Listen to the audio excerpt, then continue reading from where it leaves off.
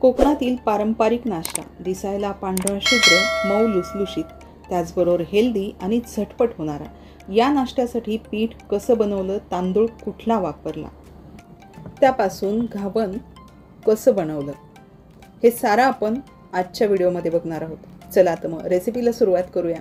Recipe सुरू करण्याच्या आधी तुम्हा सगळ्यांना एक छोटीशी विनंती, रेसिपी शेवटपर्यंत बघा. आवडली तर लाईक, शेअर, सबस्क्राईब नक्की करा. चला, इथे आपण घावनाचं पीठ बनवण्यासाठी 2 प्रकारचे तांदूळ वापरलेत. एक भाकरीचा तांदूळ आणि एक आंबेमोहोर तांदळाची कणी. माझ्याकडे कणी शिल्लक होती त्यामुळे मी ही कणी घेतली. तुम्ही आंबेमोहोर तांदूळ घेतला तरीही चालेल. इथे आपण जो भाकरीचा तांदूळ घावनाचं पीठ तयार करण्यासाठी घेतलाय त्याला 2 ते 3 पाण्याने स्वच्छ धुवून काढूयात आणि फॅनच्या खाली ह्याला छान कडकडीत सुकवून घेऊयात. घावनाचा तांदूळ उन्हात कधीही सुकवून घ्यायचा नाही, नाहीतर घावन करताना ह्याचे तुकडे पडतात. त्यामुळे तांदूळ स्वच्छ 2 ते 3 पाण्याने धुवायचा आणि फॅन खाली याला सुकवून घ्यायचं. फॅन खाली सुकवून घेत असताना तांदळाला मधनं हात द्यायचा, म्हणजे खालचा तांदूळ वरी आणि वरचा तांदूळ खाली जाईल आणि तांदूळ मधपर्यंत छान सुकला जाईल. यामुळे घावनाचं पीठ महिनाभर छान राहतं. याला बुरशी किंवा आळी लागण्याची शक्यता खूप कमी असते. तांदूळ 2 ते 3 पाण्याने धुतल्यामुळे पांढरा शुभ्र होतो. आपसुकच आपलं घावनही पांढरं शुभ्र होतं. त्याचबरोबर तांदूळ हा मधपर्यंत छान वाळल्यामुळे घावन हे लुसलुशीतही होतं. इथे आपलं तांदूळ छान वाळला होता. याला आपण घरघंटीवरनं दळून आणलं, चाळून घेतलं, कणी एकीकडे काढली आणि पीठ एकीकडे काढलं. पिठाचा वापर आपण घावन तयार करण्यासाठी करणार आहोत, तर कणीचा वापर आपण पेज, इडली, आप्पे यासाठी करू शकतो. आणि सगळ्यात महत्त्वाचं म्हणजे घावनाचं पीठ तयार करताना खूप बारीक किंवा खूप मोठं असं तयार करून घ्यायचं नाही. बारीक रव्यासारखं इथे पीठ आपलं तयार करून घ्यायचं आणि यापासून घावनं बनवायची. इथे घावनाचं पीठ तर तयार होतं. हेच पीठ आपण एका छोट्या काचेच्या बाउलने मापून घेतलं.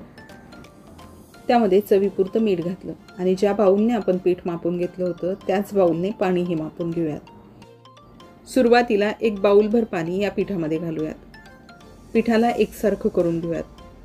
एकही गुठळी न ठेवता हे पीठ एकसारखं झाल्यानंतर आणखी 1 बाउलभर पाणी घालूयात आणि पिठाला सरसरीत करून 5 मिनिटासाठी मुरवायला ठेवूयात. पीठ भिजवत असतानाच सुरुवातीलाच आपल्याला खूप पीठ पातळ किंवा खूप घट्ट तयार करून घ्यायचं नाही. पिठाला सरसरीत करायचं आणि पीठ 5 मिनिटासाठी मुरवायचं. पीठ जर घट्ट झालं तर यामध्ये पाणी घालून पिठाला परत सरसरीत करायचं आणि यापासून घावनं बनवायची. पीठ मुरतंय तोपर्यंत आपण चटणीची तयारी करून घेऊयात. इथे आपण पांढरी चटणी करतोय. त्यासाठी 1.5 वाटी नारळाचे तुकडे घेतले, पाट काढली आणि हे 1.5 वाटी नारळाच्या तुकड्यासाठी 1 ते 1.5 चमचा फुटाण्याचं डाळवं घेतलं. 1 ते 1.5 इंच आलं घेतलं. चवीपुरतं मीठ घातलं आणि याला आपण सुरुवातीला पाणी न घालताच फिरवून घेऊयात. लागेल तसं पाणी घालूयात आणि चटणी बारीकसर मिक्सरला फिरवून घेऊयात. पांढरी चटणी तयार झाली. ती एका बाउलमध्ये काढून घेऊयात. लसूण विरहित पांढरी चटणी चवीला घावनासोबत खूप छान लागते. तुम्ही पांढरी चटणी कशी तयार करता हे तुम्ही कमेंट्स करून नक्की कळवा. पांढरी चटणी तयार झाली, बाउलमध्ये काढून घेऊयात. याच पद्धतीने आपण हिरवी चटणीही तयार करून घेऊयात. हिरवी चटणी तयार करण्यासाठी नारळाचे तुकडे 1.5 वाटी घेतले. यामध्ये अर्धी वाटी कोथिंबीर घालूयात. 3 ते 4 हिरव्या मिरच्या घालूयात. चवीपुरतं मीठ घालूयात आणि या चटणीमध्ये आपण इंचभर आलं घालूयात आणि ही चटणी तयार करण्यासाठी 5 ते 6 चमचे नारळाचं पाणी वापरले. ही चटणी या पद्धतीने तयार केली की चटणीची चव अप्रतिम लागते. सुरुवातीला चटणी 5-6 चमचे नारळाचं पाणी घालूनच फिरवून घेतली. यानंतर लागेल तसं पाणी घातलं आणि चटणी तयार करून घेतली. या चटणीमध्येही आपण लसणाचा वापर केला नाही, तरीही या चटणीची चव खूप भन्नाट लागते. दोन्हीही चटण्या आपल्या तयार झाल्या आहेत. यावर घालण्यासाठी फोडणी तयार करून घेऊयात. छोट्या कडलीमध्ये नेहमीप्रमाणेच 2 पळी तेल घालून घेतलं. थोडीशी मोहरी घातली, थोडंसं जिरं घातलं. जिरं मोहरी तेलामध्ये छान तडतडल्यानंतर कढीपत्त्याची पानं घालूयात. तेलात कढीपत्त्याची पानं छान तळली गेली की यामध्ये आपण लाल हिरवी मिरची सुकली होती. या सुकलेल्या लाल मिरचीला मधनं काप दिले, तेलात घालून घेतली. लाल मिरचीचा रंग थोडासा डार्क झाला की यामध्ये आपण 2 चिमूट हिंग घातला. फोडणी एकसारखी केली आणि चटणीवरती घालून घेतली. इथे आपल्या 2 प्रकारच्या चटण्या तयार झाल्या. इथे आपल्या 5 मिनिटांमध्ये 2 प्रकारच्या चटण्या तयार झाल्या. तोपर्यंत पीठही छान मुरले.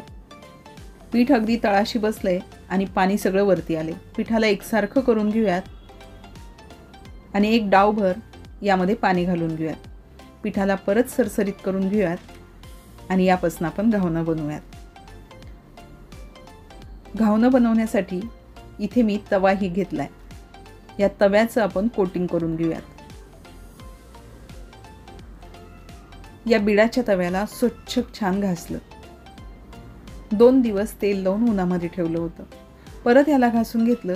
आता याचं आपण नॉनस्टिकीकरण तयार करून घेऊयात, म्हणजे घावण खाली चिटकणार नाहीत. स्वच्छ तवा धुतल्यानंतर गॅसवरती ठेवला. थोडासा ओलसर होता, त्याच वेळी आपण याला सुती कपड्याने पुसून घेतलं. या तव्याला खरं तर नारळाच्या शेंडीने तेल लावतात. इथे माझ्याकडे नारळाची शेंडी नव्हती, त्यामुळे मी कांद्याने तेल लावलं. हे तेल छान जाळून घेतलं. तेल जळल्यानंतर यावरती आपण पाणी घातलं. पाणी घालून तव्याला परत एकदा सुती कपड्याने पुसून घेतलं. इथे आपलं तव्याचं नॉनस्टिकीकरण तयार झालं. तवा तापतोय, पिठाला एकसारखं करून घेऊयात आणि हे एकसारखं करून घेतलेलं पीठ डावेने कडेकडेने सोडून घेऊयात. घावणाचं पीठ सुरुवातीलाच मध्ये सोडण्याच्या ऐवजी कडेकडेने सोडून घ्यायचं आणि नंतर पीठ मध्ये घालायचं, कारण मध्ये तवा तापलेला असतो, त्यामुळे घावण करपण्याची शक्यता असते. कडेकडेने पीठ सोडून घ्यायचं आणि घावण तयार करून घ्यायचं.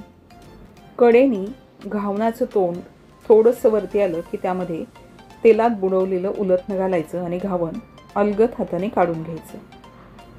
घावण तयार करताना गॅस थोडाही मोठा करायचा नाही. लो टू मिडियम गॅस करत करत घावण तयार करून घ्यायचं. त्याचबरोबर घावण तयार करताना खूप तेलाचाही वापर करायचा नाही. इथे आपलं घावण तयार तर झाले, पण ते मोडले. 1-2 घावणं या तव्यावरती मोडली जातात, कारण हा बिडाचा तवा आहे. एकदा भट्टी जमली की घावण परफेक्ट येतं. पण इथे आपलं घावण थोडंसं जरी मोडलेलं असलं तरी घावण हे पांढरं शुभ्र आणि मऊ लुसलुशीत झाले. बाकीची ही घावणं याच पद्धतीने आपण तयार करून घेऊयात. इथे आपली घावणाचं पीठ, चटण्या आणि घावण तयार झालं. अगदी मऊ लुसलुशीत झालेली घावणाची रेसिपी तुम्हाला कशी वाटली हे कमेंट्स करून नक्की कळवा. रेसिपी आवडली असेल तर लाईक, शेअर, सबस्क्राईब नक्की करा. चला परत भेटूयात अशाच जुन्या नव्या रेसिपीसह. तोपर्यंत नमस्कार.